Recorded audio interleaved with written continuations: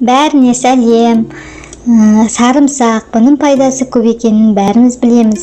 Алайда басыңыз ауырса, құлағыңыз ауырса, бұл видео сіз үшін арналған. Соңына дейін қараңыз. Ал біз жалғастырамыз.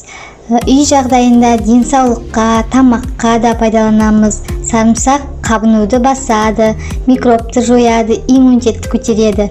Сіздің басыңыз ауырса, құлақ ауырса, тіс ауруы мазаласа, артрит пен ревматизм аурулар және невралгия болса, онда осы сарымсақты күнде жеп тұруға кеңес беремін.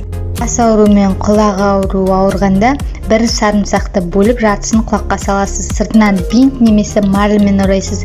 Әйтпесе құлақ терісін күйдіруі мүмкін. Сарымсақты түнде жатар алдында салып қоясыз. Сарымсақты құлаққа наушник секілді саласыз. Әрі қарай итермей бер жағына саласыз. Бұл әдіс басыңызбен құлақ ауруын емдейтін әдіс.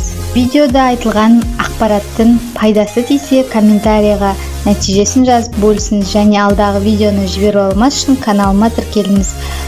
Статистикам қарасам, тіркелмей қарайтындар 90% екен. Достар, мен бұл видеоны сіздерге арнап шығарып жүрмін, сондықтан да тіркелу кнопкасын басу сізге қиынға соқпайды деген ойдамын. Және видеомды соңына дейін қарасаңыз, ақпаратты толықтай түгелдей көріп шығасыз. Ал достар, денсаулықтарыңыз мықты болсын, сау болып тұрыңыздар.